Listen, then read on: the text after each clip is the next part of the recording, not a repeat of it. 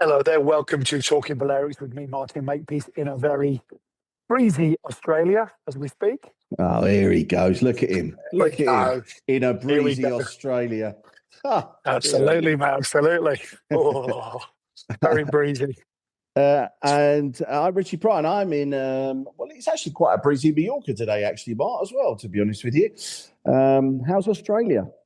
Well, I checked the temperature, Rich, and we are actually the same temperature today, about 17 degrees. So, yeah, very good, Rich, having a great time. Cricket wasn't so good, obviously. Well, it was great, and then it wasn't so great. So, a game of two halves, that one was. An unbelievable 2 days of cricket, though. And it was a roller coaster, Rich. It really was. The first day was it's probably the maddest game of cricket I've ever watched in my life. And we were so happy after day one and such on a down after day two. But no, it's an amazing time, a great place to come to and really thoroughly enjoy myself. And have you been to Australia before? I came for the Olympics back in 2000, or a year of the Olympics, should I say. And yeah, it's just an amazing country. It's like England should be. Shops close at 5 o'clock, okay? So there's none of that over shopping thing. The sun's always shining. Seems to be space everywhere. It's glorious. Good. So this is Talking Balearics, not Talking Australia. So yeah, no, don't worry. I'm still keeping abreast of things happening back home. So this is Talking Balearics. Obviously, Richie, what have you got for me this week? So I am talking property taxes actually today. I read a story which the headline actually, it's one of those, Mark, you've got to delve into the detail because the headline puts you off where you're supposed to be going. So I've got that to talk about.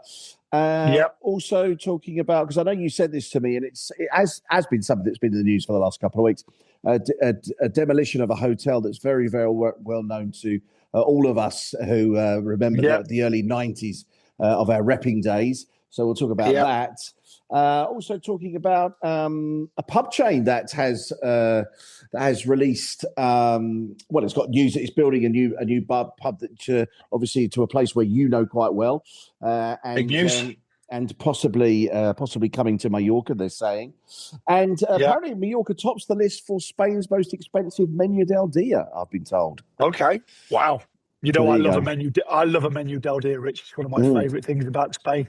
So, well, I've got three things, Rich. I've just got something that's a bit close to my heart.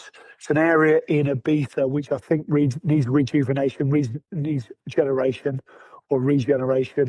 And it looks like the business owners aren't very happy at all. They've come out. It doesn't surprise me what's happened. I'm going to go into that. I want to talk briefly about the Christmas markets, Rich, as well, because they're all open this coming weekend. So I think it's a really good time. I know we're still in November, but the Christmas markets open very shortly. So let's touch on that. And also the closure of a venue in Ibiza, which is a shame, which I want to talk about as well. Should we start in taxes, property taxes? Because this is something I think you might know more about than I do.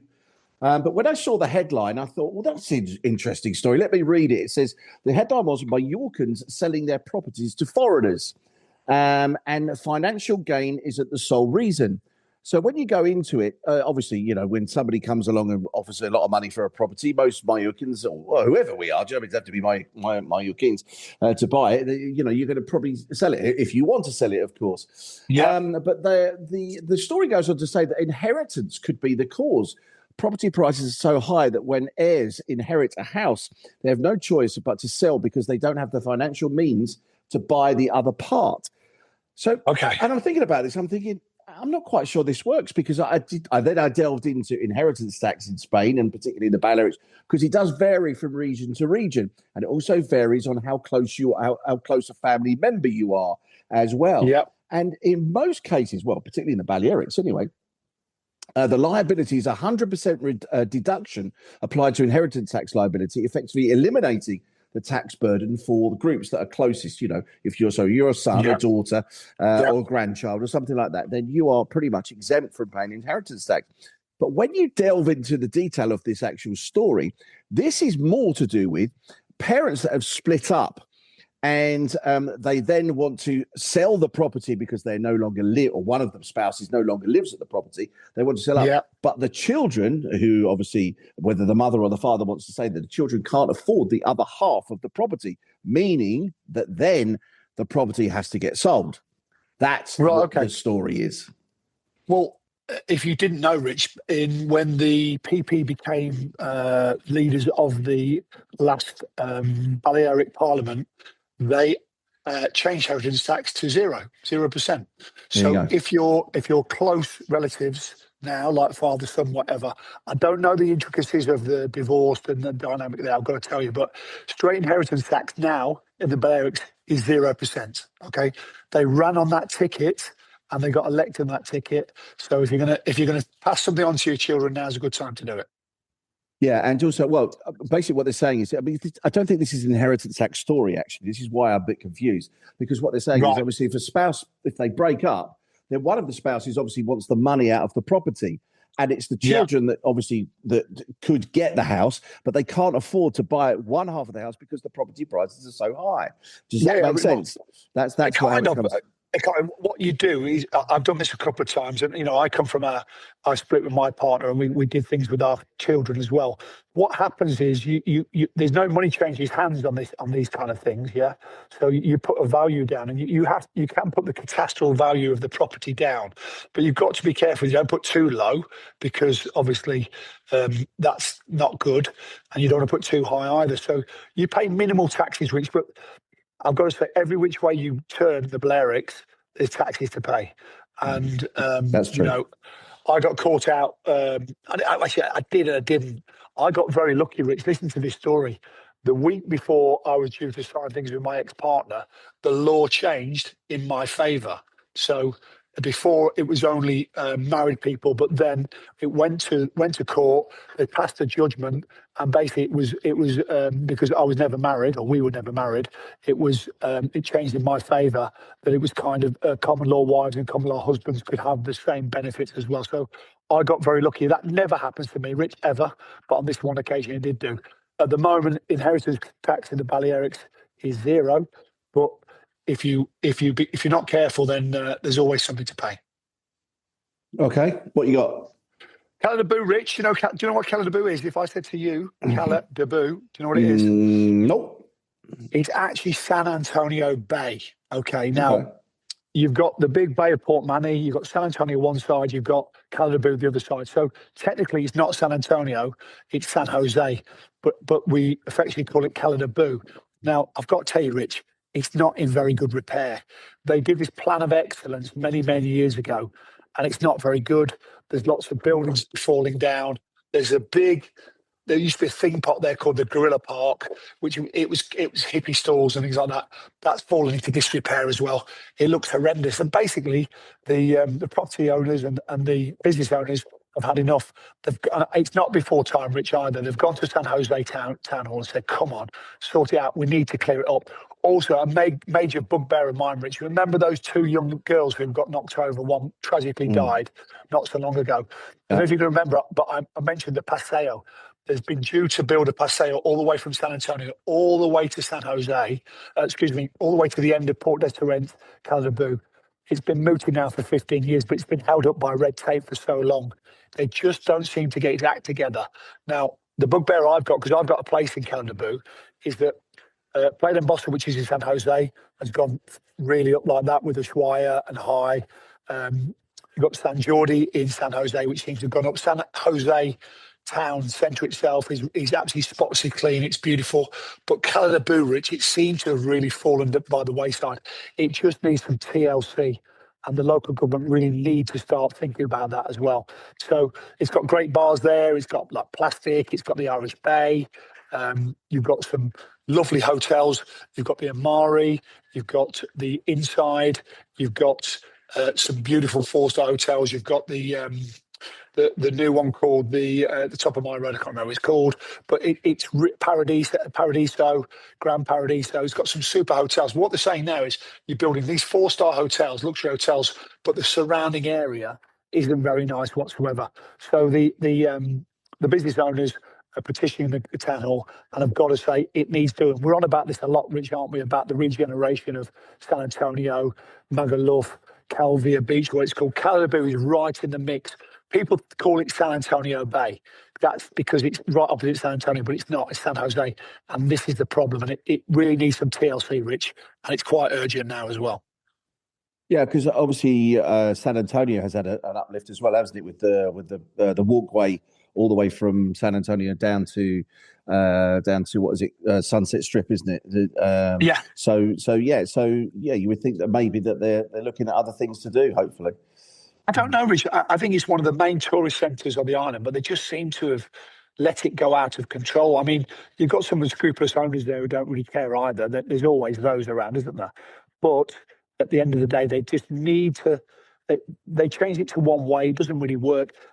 I tell you what I really one of my bugbears about as well, Rich, is people come on the electric scooters the wrong way around the corners. Yeah, so it's only one way. They come on the road the wrong way on the corner. So as you're driving around the corner, you've got a scooter coming towards you. There's no urban planning, Rich. This is what really annoys me. There's no urban planning. They should have seen this, put a cycling lane in there. You know, you've got cycling lanes everywhere in Mallorca, haven't you? We haven't got hardly any. At Beta Town, they've changed the cycling lane. We haven't got any cycling lanes in San Antonio apart from on the Paseo, the promenade. And I just think it needs a complete overhaul with a little bit of forward planning. And it's desperate for a Rich, so we need it. We need it tomorrow. Well, talking of planning and changing and everything else, the Hotel Taste, we did mention this a couple of weeks ago. I remember talking about it. We didn't really go into too much detail, and we should have done probably, particularly for the Hotel Taste in Magaluf, because it's quite a well-known hotel. A lot of it was a Club 1830 hotel, actually, going back to many, many moons ago, and it's been demolished, got bought out by the town hall, and they're demolishing it right now, turning it into I think it's going to be an urban area, like a park area, actually. Right.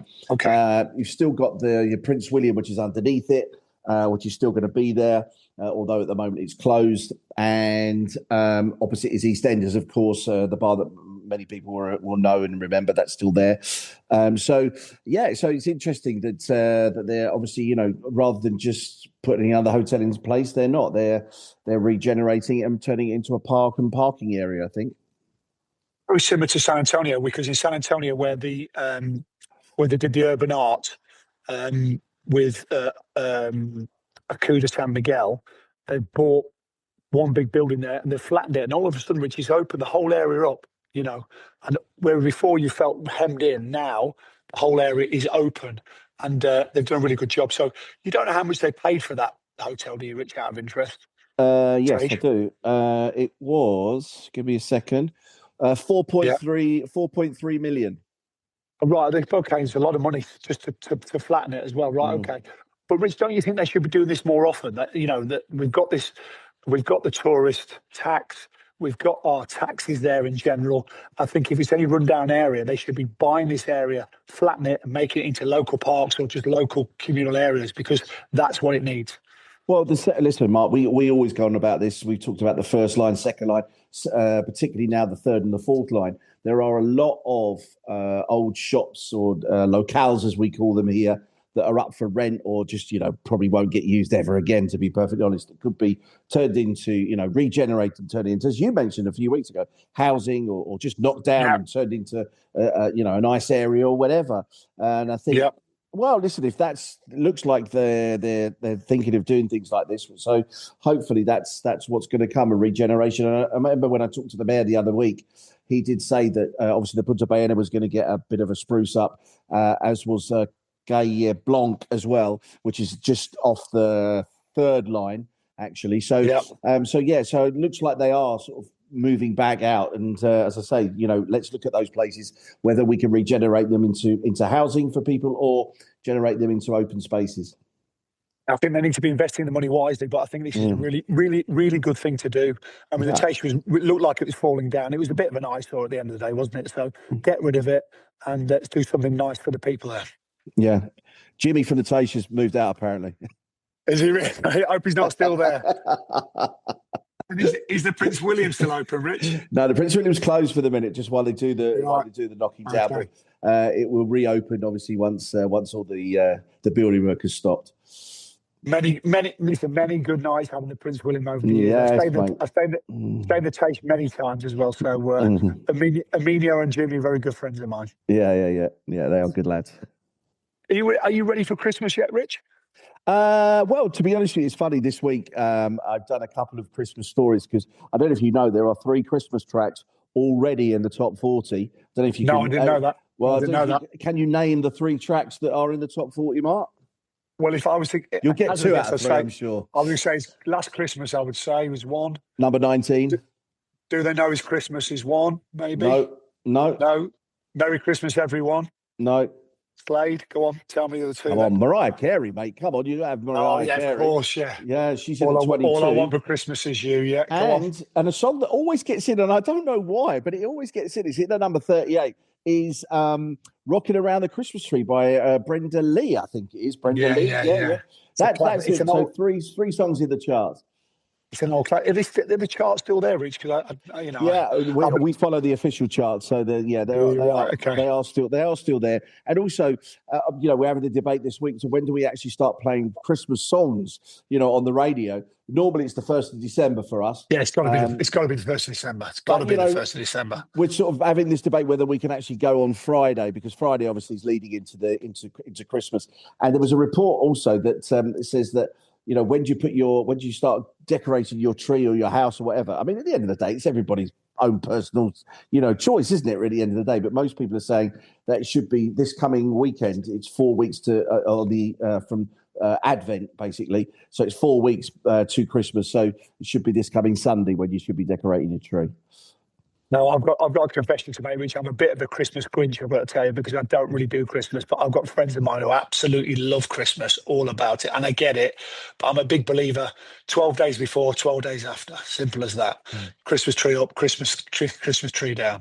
So I'm in the middle here, Mark. I'm not a Grinch, and I'm not an overall lover, but I don't mind it.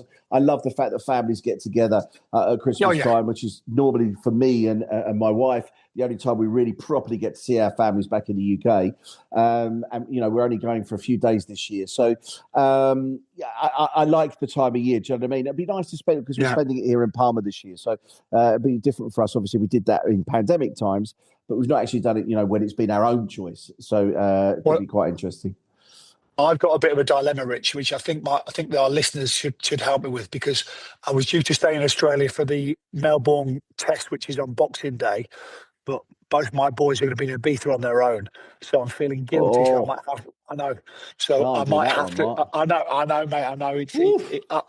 I was all blasé about it before. You'll be fine. But the closer it gets, the more my guilt conscience is kicking in. So it looks like I'm going to be back for Christmas. So. Mate, if we get gumped in the second test, you might as well come home anyway. Absolutely. Now, the reason I mentioned Christmas, Rich, because this coming weekend is a massive weekend in Ibiza, because that's when all the Christmas lights go on. Okay, so it feels like we're only 6 weeks out of summer, which we probably are, thinking about it, or less than 6 weeks out of summer. I think we're only 4 weeks out of summer, really, aren't we? And it's Christmas time already. So, and San Antonio's come up with this great, and it just shows you where we're at as a destination, Rich, because San Antonio put this really slick video together, San Antonio Town Hall, that is, just saying, we're open for Christmas. It's a great place to spend your Christmas. And I think it just shows you that you can never even think about things like before you get the odd poster or maybe the odd social media post. But now we've got full on advertising for Christmas. And don't forget, you've got all the 5 municipalities in Ibiza Town, San Jose, San Antonio, San Juan, and I've missed one, Santa Eulalia. They all have different Christmas trees. They all have programs of what to do. Also, Formentera's looks like they're going big on the Christmas activities this year as well. So I've got to say, I think apart from summer, everyone's going to say every month's your favourite, but I've got to say December over here is a great time of the year, because there was a few years ago, especially when we had a socialist local government, where Christmas was almost banned. No one went out, all the bars were closed. It couldn't be any further from the truth that now, because everything's open, it's busy. It's just a great place to come for Christmas, and I couldn't recommend it enough to people to come over to Ibiza for Christmas. Yeah, our Christmas lights in Palma went on last Saturday. Wow. It's always a big switch on. It's always a big thing here, to be honest with you. Palma's always packed on the opening night of Christmas lights going on. And then we've got quite a lot of Christmas markets, actually, in and around sort of Palma and Calvia. There's one in Santa Ponsa, there's one in Portales, there's quite a few in Palma. Listen, if people are thinking of coming over for a weekend, Palma's a lovely city, even in the height of summer. It's beautiful. But at winter time, it's lovely. You've got the lights, you've got the shopping, you've got the great restaurants and bars. I'd thoroughly recommend it if you've got a weekend spare. Well, Ibiza town, if you think about it, you've got the old town there, you've got the tree, you've got the old town overlooking the tree and the square, and you've got the Christmas market. I think they'll go.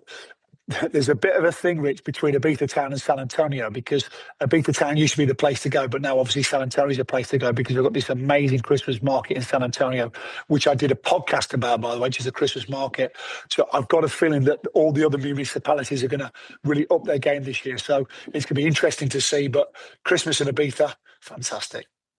Yeah, and everybody needs to remember, obviously, Christmas here really does sort of carry on after the 25th. We go to Three Kings, of course, on the 5th, which is the sort of the day that the Spanish really properly celebrate Christmas here. I love it because obviously in my local town where I live, or my local area, it's not really a town where I live, but the Three Kings arrive on speedboats. As they do, as they did in Bethlehem back in the day. As they did in the day, yes, of course. There you go. So great. Listen, Menu del Dia. You said you love a Menu del Dia, Mark. I love a menu. I love a menu. What are you paying for a Menu del Dia, Rich? Out of interest over there. According to reports out, an average of €16 it is in Mallorca compared to the mainland, which is between 13 and 15 euros. So Mallorca comes out as one of the most expensive Menu del Dias. Listen, you can find cheaper ones. Of course, you've got to shop around. But, obviously being an island, and I imagine it might be the same in Ibiza, you might be able to tell me different, that, because we're importing stuff and everything else, that, it just makes it that little bit more expensive. Yeah, I mean, I've got two places. I go to Cibo, Julian's Bar for Menu del Dia. They do two courses with a drink for €11.50, which is always very, very good, by the way. And also Benitez, which used to be my local when I had my office very close to there. It was about €11.50, around about €12 as well. And they do three courses with a bottle of wine, by the way. Wow. And it is absolutely fantastic. And put it this way, there's not much work done after lunch. Very good. Very good. Very good. What else you got, Mark? Yeah, final one, Rich. Bit of a sad news. Teatro Ibiza, where in the Hotel El Puerto, they opened Teatro Ibiza a few years ago.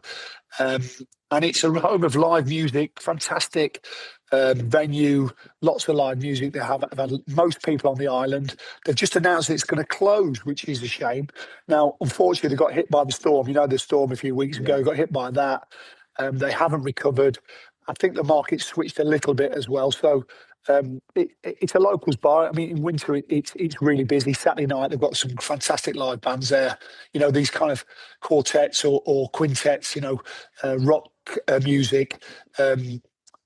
Just a really great venue. But unfortunately, it is no more, Rich. So it goes on with probably, we talk about the restaurants closing, a few bars closing, and, people are finding it hard to make some money these days. And Teatro Ibiza is now closing. No, that's a shame. Live music venues are dying out, Mark. It's sad to see. Sad to see. Well, talking of venues opening, I sent you this story the other day that Wetherspoons are going to be opening up in Alicante Airport, which is normally the airport that most people go through if they're on their way to Benidorm. In particular, it'll open up in January, and there's speculation that Mallorca could be next on the list. Well, I mean, I think it's almost perfect synergy, isn't it? Wetherspoons and Alicante Airport. It's just it's almost poetry, Rich. It really is. When I saw it, I thought, you're going to love this one. Do you know what I mean? It'd be interesting to see if you can get the all-day breakfast there, to be honest. But anyway, that'd be nice, wouldn't it? It'd be very nice.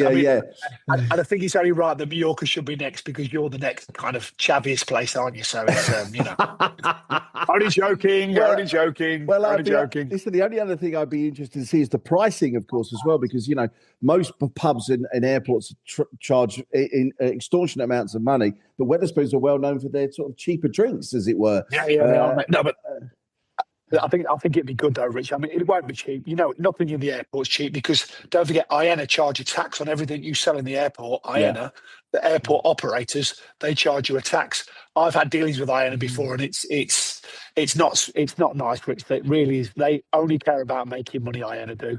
So I think Wetherspoons will be good, but be prepared to pay. Quick football chat. Yeah, of course, Richie. Of course. Well, can I just say that my team, Arsenal, absolutely gubbed the other team from North London 4-1. And listen, funny enough, my Spurs friends haven't really been talking to me. I don't know why. You know what I mean? Obviously, I sent them a very nice text on Sunday evening, but none of them seem to be wanting to reply to me. Well, if they did reply, it was 2 words, and I don't want to repeat that on this podcast. So, Richard, I'm waiting for the inevitable wheels coming off moment. So let's keep your powder dry until then, eh? Yeah. Listen, I'm fine. Listen, it's our local derby. I know there's a long way to go yet, but I was more than happy to see that result. More importantly, Real Mallorca got beat 2-1 by Villarreal last week, which is a bit unlucky, really, to be honest with you. Villarreal third in the league. They're doing really, really well. Only scored in the last sort of 5 or 10 minutes, and Mallorca lost by 2-1. Massive game for Mallorca this weekend, though, against Osasuna. Mallorca line 16th place on 12 points, Osasuna on 17th place on 11 points. So if ever there was a 6-pointer game, this is it, Mark. We need to win this game against Osasuna. It's this coming Sunday, I think. No, Saturday. We're playing on Saturday.